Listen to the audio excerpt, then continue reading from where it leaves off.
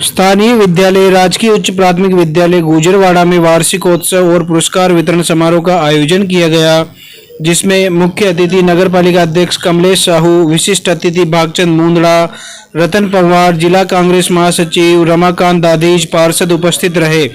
विद्यालय में छात्रों ने रंगारंग सांस्कृतिक प्रस्तुति दी। वर्ष भर में शिक्षा, सहभागिता, अनुशासन, उपस्थिति, इम्प्रूवमेंट करने वाले श्रेष्ठ छात्रों एवं कार्यक्रम में भाग लेने वाले छात्रों को भामाशाह भागचंद मुंदड़ा की ओर से पुरस्कार वितरण किया गया।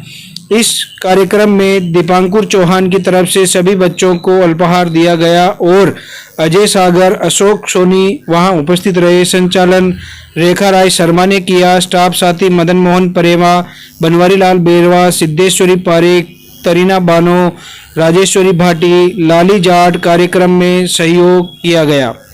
अंत में संस्था प्रधान रामबाबू स्वर्णकार ने सभी अतिथियों का आभार व्यक्त किया।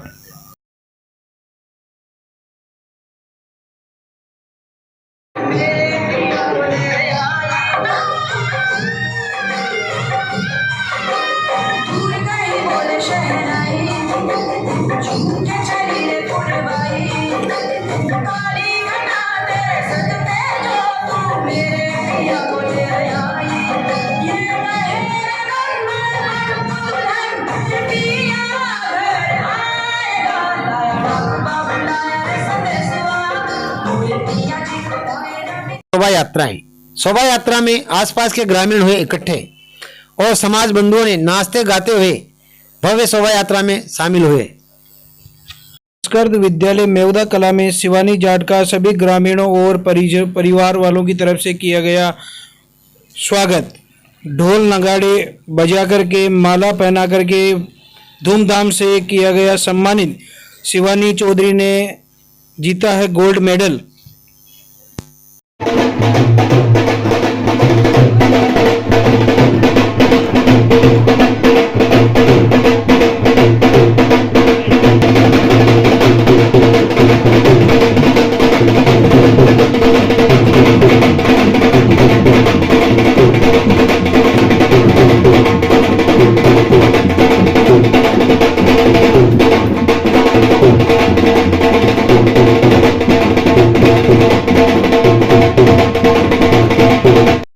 उच्च माध्यमिक विद्यालय बगेरा में हुआ वार्षिकोत्सव। स्थानीय राजकीय बालिका उच्च माध्यमिक विद्यालय बगेरा में वार्षिक उत्सव और पुरस्कार वितरण समारोह आयोजित किया गया, जिसमें मुख्य अतिथि के रूप में बगेरा सरपंच ग्राम पंचायत बगेरा के लाला राम जी जाट, विशिष्ट अतिथि के रूप में पंचायत समिति सदस्य संदीप पाठक, भामाशाह गोविंद सिंह राठौड़, ओम प्रकाश सुवालका, रामावतार मेघवंशी, छोटूलाल झारोटिया, वेद प्रकाश मीणा, सत्यनारायण मीणा, सरस्वती दाबाई, एमजी और एसजी स्कूल से ओम प्रकाश जांगीर आदि मौजूद रहे। सभी का स्वागत किया गया। बालिका उच्च माध्यमिक विद्यालय के प्रिंसिपल बहादुर सख्तावत ने सभी का माला पहनाकर स्वागत और अभिनंदन किया गया।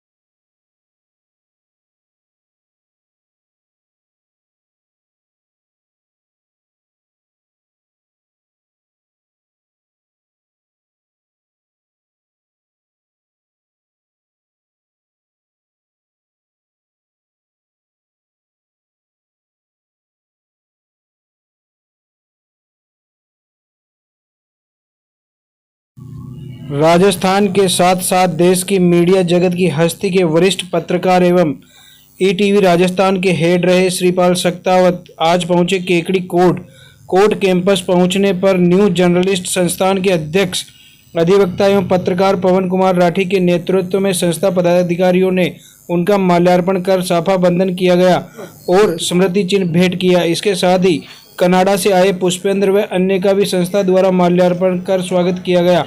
पवन राठी के आग्रह पर बदलते परिवेश में पत्रकारों की भूमिका एवं दायित्वों पर सख्तावत ने कहा, वर्तमान में जो भी पत्रकारिता के क्षेत्र में अपना कैरियर देखते हैं उन्हें पत्रकारिता की सूचिता पर ध्यान देना होगा। परिवेश कोई भी हो, सच के साथ खड़े रहने की जरूरत होती है। अंत में विजय सत्य की होती है और सगुन भी मिलता है। इसलिए पूर्ण लगन और ईमानदारी के साथ आगे बढ़े। शिक्षा के साथ साथ उनको कानून का भी ज्ञान होना चाहिए। अच्छा हो कि कानून की डिग्री प्राप्त कर ली जाए, जिससे जरूरत पड़ने पर आपकी कानूनी लड़ाई आप खुद लड़ सकें। इस अवसर पर संस्थान के अध्यक्ष पवन कुमार राठी, अधिवक्ता DC Yadav, news line network के ब्यूरो चीफ अजमेर दीपांकुर चौहान, प्रवीण ओझा और रिपोर्टर अशोक सोनी उपस्थित रहे। वो लिए चल मीडिया जगत की एक महान हस्ती से परिचय करवा रहे हैं। वैसे तो परिचय की वो मोहताज नहीं, सूर्य को दीपक दिखाने के बराबर होगा उनका, फिर भी श्री श्रीपाल जी शक्तावत से वार्ता करते हैं। सर, आपका स्वागत है। राठी साहब, बहुत बहुत धन्यवाद। आपने बदलते परिवेश में नौजवान पत्रकारों को अपनी पत्रकारिता की कुछ टिप्स दे रहे हैं, तो ये सबसे अच्छा होगा। परिवेश कोई सा भी हो और माध्यम कोई भी हो, सच के साथ खड़ा रहना ये सबसे बड़ी ज़रूरत है। और जो सच के साथ खड़ा रहता है वो अंततः विजय उसकी होती है और सुकून भी उसी को मिलता है। क्योंकि मुझे लगता है कि पत्रकारिता के लिए जो भी लोग आ रहे हैं, पत्रकारिता के क्षेत्र में आ रहे हैं, वो कुछ करने के मकसद से आ रहे हैं, कुछ अलग करने के मकसद से आ रहे हैं। क्योंकि अगर करियर बनाना है तो करियर तो वो किसी में भी बना सकते हैं, बिल्कुल। और उनको पैसा कमाना है तो पैसा कमाने के लिए वो दूसरे काम भी कर सकते हैं। तो कुछ बदलाव की उनके अंदर अकुलाहट होगी, उनको लगता होगा कि कुछ चीज़ें हम बदल सकते हैं, समाज में जो कुछ हो रहा है उसको ठीक कर सकते हैं, इसलिए वो पत्रकारिता में आ रहे हैं। पत्रकारिता में आ रहे हैं तो एक चीज़ का ध्यान रखने की ज़रूरत है कि वो अपने पैसे के प्रति, अपने खुद के प्रति ईमानदारी बरतें। क्योंकि अगर वो यहाँ करके भटकते हैं तो उनके पास में फिर कोई दूसरा रास्ता भी नहीं बचता है। एक स्टेज के बाद में उनके रास्ते दूसरे बंद हो जाते हैं। इसलिए मैं नए लोगों से हमेशा यही कहता हूँ कि एक तो पत्रकारिता जितने भी लोग करें उनको साथ में LLB कानून की पढ़ाई कर लेनी चाहिए, ताकि वक्त जब ज़रूरत पड़े तो कानूनी लड़ाई खुद लड़ सकें। बिल्कुल, सेल्फ डिफेंड होकर काम कर सके जी। और अगर मान लो लिटिगेशन होता है, किसी तरह की कोई दिक्कत आती है, कानूनी तौर पे किसी चीज़ को साबित करने की ज़रूरत आती है, तो वकीलों पे डिपेंड नहीं करें, वो कानूनी तौर पर भी अपना डिफेंड कर सकें। और साथ में कोई स्टोरी कर रहे हैं उसके क्या कॉम्प्लिकेशंस हो सकते हैं, किस तरह के इम्पेक्ट आ सकते हैं, उसमें कानूनी तौर पे क्या क्या चीज़ें सही है या नहीं है, उन चीज़ों को परखने में भी एक सुविधा होती है। तो पढ़ाई तो हमेशा पे करती है, ठीक उसी तरह से जैसे ईमानदारी आपको पे करती है, आपको आपका हक दिलवाती है। ये कहना चाहूँगा। वर्तमान में जो है डिजिटलाइजेशन का युग है, प्रिंट मीडिया एक साइड में जाता जा रहा है आजकल। इस संबंध में आपके विचार?